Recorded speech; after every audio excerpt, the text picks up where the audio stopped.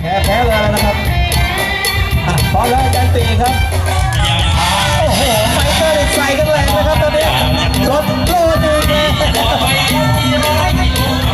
โอ้คู่นี้เกมเร็วครับแม่เพื่อไม่ให้เป็นการเสียเวลานะครับรับเงินรางวัลด้วยลูกน้องพันชนะครับน้องพันต่อไปเสียพวกกับ